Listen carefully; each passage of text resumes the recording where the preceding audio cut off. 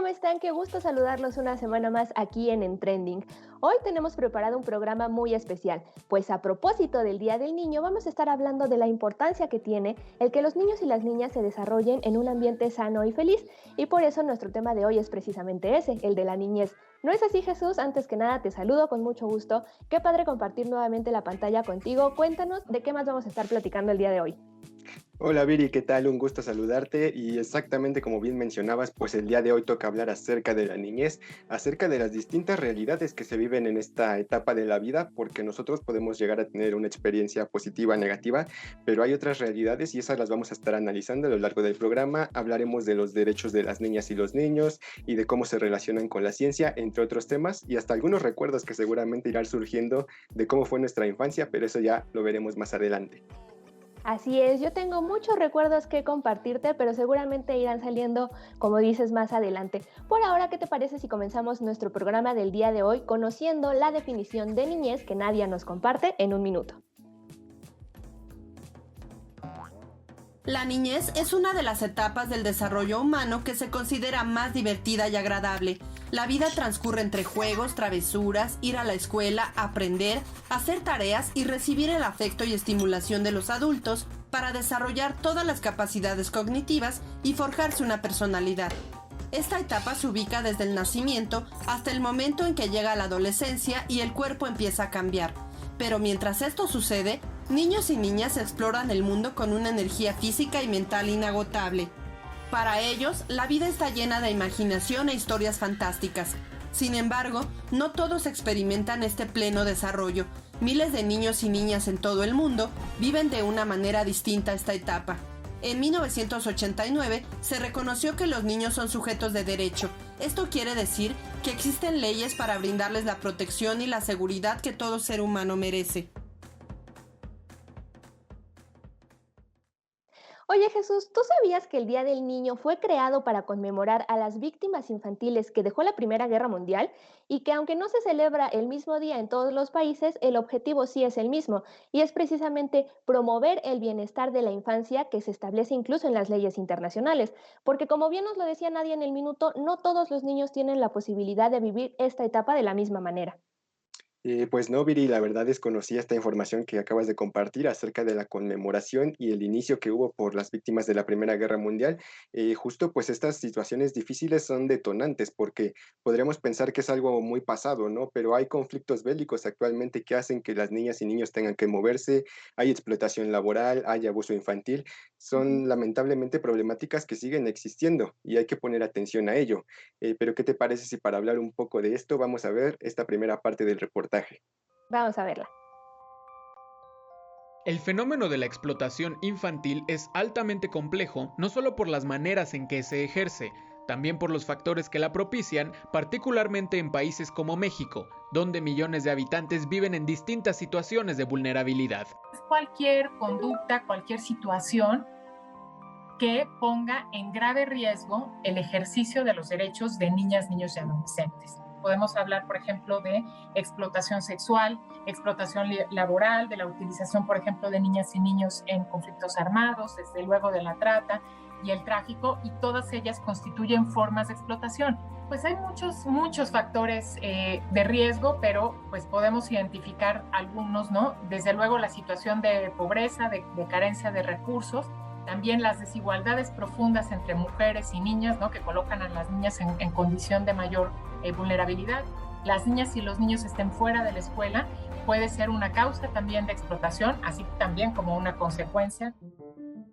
El trabajo infantil como explotación, que implica la realización de tareas forzosas o de alto riesgo, como tareas del campo, limpiar parabrisas o actividades del crimen organizado, afectan a 3.3 millones de menores en México, según datos del INEGI. Sin embargo, este número no alcanza a reflejar la realidad nacional. Estar vinculado con actos delictivos y estar vinculado con justo esta perpetuación de las violencias en contra de las niñas y los niños. El tener este panorama apenas nos permite un acercamiento, una medición que resulta incipiente. Si bien se acaba de colocar una cifra, también hay quienes dicen que por cada persona identificada hay 9 que no se identifican. En esta realidad en donde las mujeres, las niñas, los niños son utilizados para diferentes formas de ser explotadas y explotados. Aunque los usos y costumbres de algunas comunidades puedan ser señaladas como una razón primordial del origen de la explotación infantil, estas son consecuencias de las condiciones de precariedad que se viven en la sociedad. Estas familias, estos sistemas en donde se hacen acompañar de las violencias, hay también una serie de condicionantes sociales en donde la pobreza, la desigualdad y la marginación cobran un papel muy importante. Entender que hay todo un sistema en donde hoy en nuestro país tenemos más de la mitad de mexicanas y mexicanos que no logran satisfacer a cabalidad todas sus necesidades. La pandemia y la consecuente crisis económica agravaron el panorama para los niños y niñas, propiciando el crecimiento de la explotación infantil. Muchas niñas, niños han tenido que salir de sus sistemas de familia para poner su mano laboral y poder traer ingresos a casa. No tienen factibilidad para integrarse a los escenarios escolares. Muchas de ellas y ellos han sido implicados. Se ha triplicado la cantidad de niñas y niños en el trabajo forzoso. Y entonces aquí estamos frente a un escenario que se complejiza cada vez más. Pues vaya que hay que hacer conciencia acerca de que no todo en la niñez es alegría. También hay, como decíamos, hay otras realidades, hay otras perspectivas desde que mirar esta etapa de la vida. Y este dato que nos compartían de más de 3 millones de menores afectados por el trabajo infantil en México, eso en la cifra oficial, pues es algo a lo que hay que poner atención. Así es, Jesús. De hecho, la Declaración Universal por los Derechos de los Niños establece que todos tienen derecho a la protección y por tanto no deben ser discriminados, violentados o maltratados. Y precisamente para adentrarnos más en este tema de los derechos de los niños, el día de hoy vamos a platicar con Juan Martín Pérez García. Él es director de la Red por los Derechos de la Infancia en México. Juan Martín, bienvenido. Qué gusto tenerte por acá. Viridiana, Jesús, muchísimas gracias por esta invitación y honrado de estar aquí con ustedes. Bienvenido, licenciado. Pues nos gustaría entrar en el tema primero con un poco de contexto, que nos hablara acerca del origen, de cómo es que surgieron o de qué hablamos cuando decimos derechos de las niñas y los niños, primero a nivel internacional y en México también. ¿Qué pasa? Bueno, como saben ustedes, la lucha contra las desigualdades o los tratos diferentes es un tema que ya tiene mucho tiempo, al menos los últimos 70 años desde que se tiene la Declaración Universal de los Derechos Humanos, donde se trata desde el artículo primero de destacar que todas las personas, los niños y niñas son personas, para sorpresa de algunos, todas las personas tienen los mismos derechos y las mismas oportunidades. Por ello es que los estados, los gobiernos, están obligados a garantizar estos derechos. Y de eso se trata cuando hablamos de los derechos de niños, niñas y adolescentes, que hace 31 años se emitió la Declaración o la Convención sobre los Derechos del Niño, que es este instrumento internacional que ya nuestro país firmó y que nos obliga para que podamos generar condiciones políticas, sociales y familiares para que los niños y niñas se desarrollen plenamente.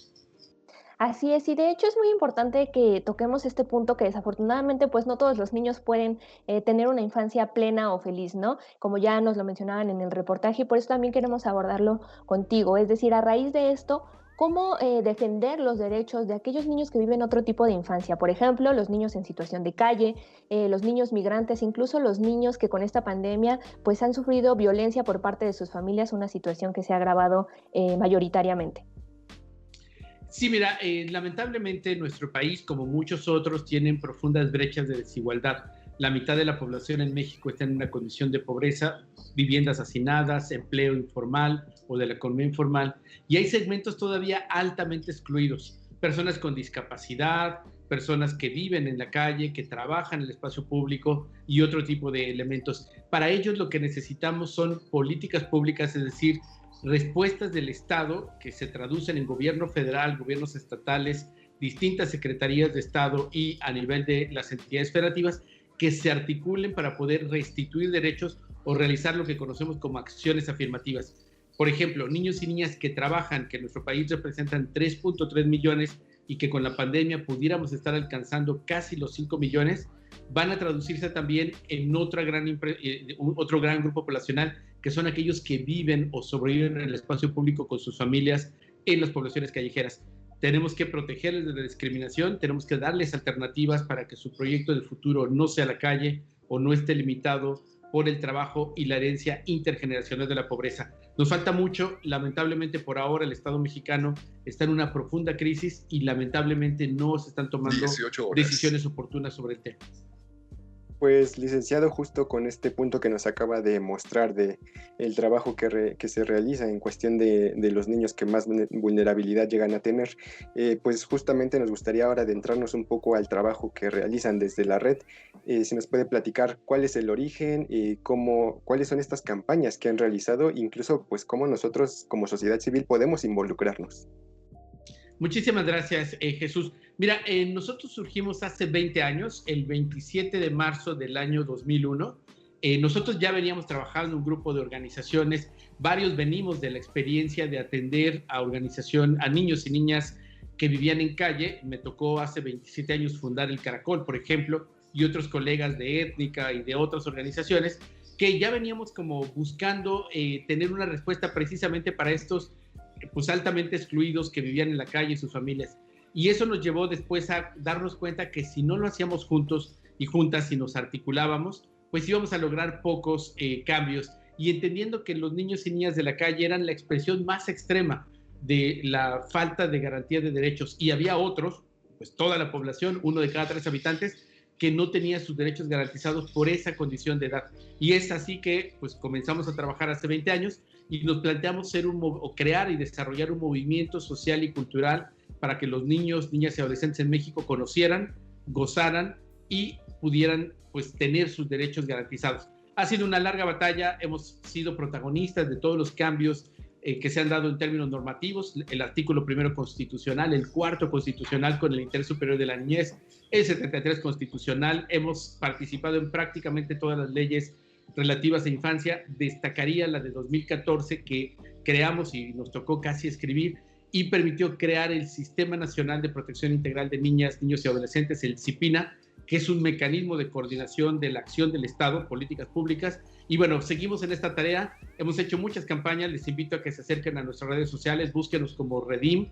La última campaña que hemos estado empujando tiene que ver con infancia sin violencia, por ejemplo, o niños en orfandad por COVID, o niños en orfandad por feminicidio, niñez reclutada. Tenemos una gran cantidad de acciones y afortunadamente pues espacios como el de ustedes nos dan la oportunidad de sumar a más voces, más experiencias y más compromisos a favor de niños y niñas. Juan Martín, muchísimas gracias por estos minutos, por aceptar esta entrevista y sobre todo por enriquecernos más acerca de este tema que es tan importante y que es tan urgente atender sobre los derechos de los niños. Muchísimas gracias por esta entrevista. Muchísimas gracias, Viridiana. Gracias, Jesús. Les mando un fuerte abrazo. Pues muchas gracias. Muchas gracias por su tiempo, director. Y nosotros no se vayan, no se despidan, porque nosotros continuamos, hacemos una breve pausa y regresamos aquí a En Trending.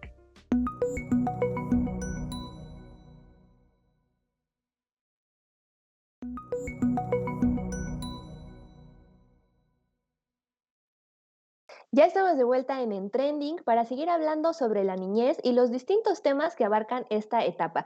Y precisamente sobre esto, Jesús, ¿tú cómo recuerdas tu infancia? ¿Eras de salir a jugar a la calle con tus amigos o más bien te quedabas en tu casa ahí jugando videojuegos o con el celular o alguna otra herramienta tecnológica?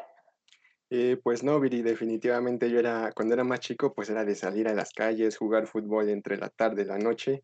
Y después sí llegó la oportunidad de tener un celular, pero pues la verdad es que eran todavía de esos ladrillos que se te caen y te cuartean el piso. Ya después fuimos evolucionando, llegaron más tecnologías, más aplicaciones. Pero tú, Viri, ¿cómo recuerdas tu infancia? ¿Eras de las que jugaban virtualmente o todavía con actividades en físico? Pues fíjate que yo tampoco tuve celular de niña, como dices. En primera eran unos ladrillotes y en segunda como que eso era cosa de adultos. Los adultos eran los que tenían celulares. Yo con mis primos jugábamos a las escondidillas, a los encantados, a las atrapadas y con eso nos entreteníamos. No había tantos celulares como ahora, que por ejemplo yo veo con mis sobrinos como desde bebés, literal, empiezan a agarrar el celular con una facilidad que como que ya después ni es necesario explicarles tanto, como que ellos ya nacen con ese chip, ¿no? Sí, creo que como bien mencionas, pues es algo muy interesante, ¿no? Ver cómo estas tecnologías se van acercando conforme las personas son más temprana edad. Y no solamente con las niñas y los niños, sino que ahora mismo, pues esto llega a ser parte de habilidades, ¿no? No decimos que sea algo malo, algo bueno, simplemente es parte de la evolución, ¿no? El uso de celulares, tabletas, laptops, otros aparatos. Pero bueno, ¿qué te parece si para continuar hablando de este tema, vamos a ver la siguiente nota que Brenda nos preparó? Vamos. Nativos digitales es el nombre que Mark Prensky usó por primera vez para referirse a la generación que está creciendo inmersa en la tecnología y que procesa la información de diferente manera, transformando sus herramientas de aprendizaje e incluso la evolución de su cerebro. Los nuevos desafíos que promete la era digital se reflejan en diversas habilidades de los más pequeños. El momento histórico que vivimos a causa de la pandemia los obliga a invertir mayor tiempo en estas herramientas tecnológicas. La pregunta es, ¿qué tan positivo es tener una apropiación tecnológica desde temprana edad? El neurocientífico Michel Dechmoyer, director de investigación en el Instituto Nacional de la Salud de Francia, afirma que el tiempo que se pasa ante una pantalla retrasa la maduración anatómica y funcional del cerebro. Entre las causas están la disminución en la calidad y cantidad de la convivencia familiar, lo que repercute en el desarrollo emocional y del lenguaje, y resta interés en otras actividades recreativas y escolares. Esto deriva en la aparición sistemática de trastornos del sueño y de la concentración. Incluso, la investigación de Dechmoyer focaliza un decrecimiento en el coeficiente intelectual llamado IQ de los nativos digitales, lo que contradice el efecto Flynn, que señala una constante evolución cognitiva evidente de generación en generación. Y si bien factores como la alimentación o la salud también son determinantes, el estudio realizado por el neurocientífico francés fue llevado a cabo específicamente en países que cuentan con condiciones económicas similares. El confinamiento que atravesamos a causa de la pandemia dificulta tener un distanciamiento con los dispositivos digitales. Sin embargo, adoptar e implementar estrategias que propicien una regulación de los medios tecnológicos es una medida efectiva para tener un equilibrio con otras actividades que generen un impacto cognitivo saludable.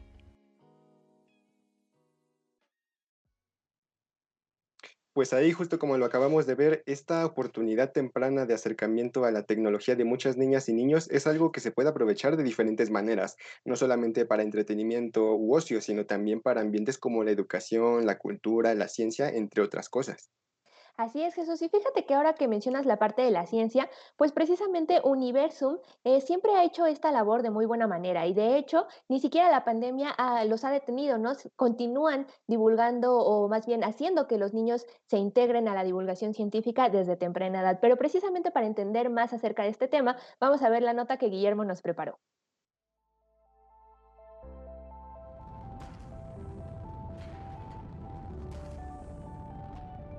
Aprender y acercarse a la ciencia es el principal propósito de Universum, el Museo de las Ciencias de la Universidad Nacional Autónoma de México. Este espacio fue creado hace 29 años para divulgar el conocimiento científico. Es uno de los primeros museos dedicados a la ciencia en América Latina, con la participación de investigadores y estudiosos de diversas disciplinas, además de museógrafos y divulgadores. Se ha ido enriqueciendo este espacio de educación científica, creando experiencias y generando interés en niños y jóvenes sobre los diferentes temas científicos. Realmente yo creo que estamos convencidos que si desde chiquitos les transmitimos la ciencia de una manera pues divertida, interactiva, donde realmente ellos descubran todo el potencial que tienen, porque digo, son niños que realmente son asombrosos cuando empiezan a vivir los experimentos, las demostraciones, preguntan mucho, entonces es un querer conocer más y más. Entonces creemos que es en esta etapa en donde tenemos que sembrar esa semilla. El museo se ubica en el Circuito Cultural de Ciudad Universitaria. Cuenta con exposiciones permanentes, con temas como el océano, el cerebro, la evolución, la química, entre otras, como lo es el planetario de José de Rán, en donde podrán conocer de una manera divertida e interactiva los planetas y las galaxias. Igualmente, muestra exposiciones temporales. En tiempos de pandemia, Universum ha seguido generando diversos contenidos interesantes, desarrollando estrategias para continuar con las actividades infantiles, enfocadas en la ciencia y la tecnología, adaptándose al uso de herramientas digitales y nuevas tecnologías. Yo creo que eso es lo más interesante de Universum, que la gente que está inmersa en él, en este museo de ciencias, hace todo con mucha pasión, ¿sabes? O sea, como que los anfitriones que finalmente son estudiantes de ciencias o de humanidades y que están ahí acompañando a todo el público y que, bueno, ahorita más bien nos están apoyando en todas las actividades virtuales, aman sus carreras, las aman. Entonces, eso es básico para poder transmitirles a los niños toda esta pasión por la ciencia.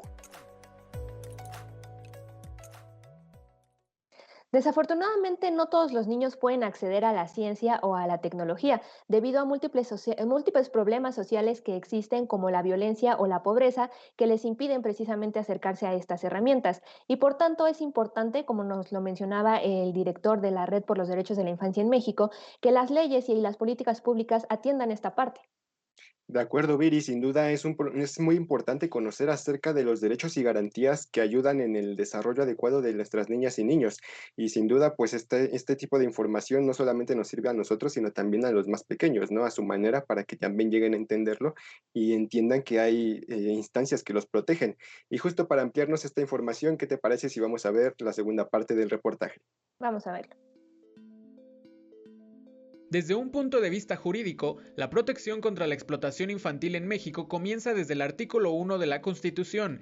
Sin embargo, la atención particular se intensificó hasta años recientes, a través de mecanismos de amparo para la niñez. Dentro de la Ley General de Derechos de Niñas, Niños y Adolescentes, expedida en 2014, se estableció la figura de la Procuraduría de Protección para los Menores, la cual busca cobijar a infantes cuyos derechos ya hayan sido violentados y proveer un acceso a la atención tanto a nivel federal como estatal. En el caso de la Procuraduría de Protección a nivel federal, está adscrita al Sistema Nacional DIF y justamente estas procuradurías se encargan de la atención a los niños, niñas y adolescentes que ya han visto vulnerados sus derechos. Por ejemplo, pues en los casos de niños víctimas de explotación, migrantes o quienes pues requieran, niños en condición también de abandono y que requieran de una protección especial. Esta procuraduría, pues además de tener la coordinación, ¿no?, de estos sistemas de atención, se encarga de representar jurídicamente a las niñas y los niños pues en los procesos que se requieran, ya sea judiciales o administrativos. El Sistema Nacional de Protección Integral de Niñas, Niños y Adolescentes es otra de las instituciones gubernamentales que se originó tras la publicación de la Ley General de 2014. Las acciones a través del CIPINA buscan no solo defender a la niñez, sino encontrar maneras de prevenir violaciones a los derechos a través de políticas públicas. Las políticas públicas no solamente son de atención a estos casos, sino una adecuada articulación de políticas públicas, lo que lleva es a la prevención de la explotación infantil, que es lo más importante. No queremos tener que remediar, sino prevenir a través de acciones del sistema educativo, de acciones de igualdad, de salud, de participación, en fin, de una visión integral de los derechos de niñas, niños y adolescentes. La aplicación de estas políticas contra los distintos tipos de explotación infantil deberá enfocarse, argumentan las académicas Mónica González y Gabriela Ruiz, en entender esta problemática no como un fenómeno aislado. Comprender que tenemos que trabajar en pro de la niñez, pero no en grupos focalizados, no de manera aislada, no segmentándolo como un grupo etario o un grupo sectorial que está por fuera del resto de la política pública, sino entender que los escenarios familiares son los espacios a través de los cuales las niñas y los niños se desarrollan. Generar estrategias que sean intersectoriales, que sean intergubernamentales, en donde podamos entender el espectro en su generalidad.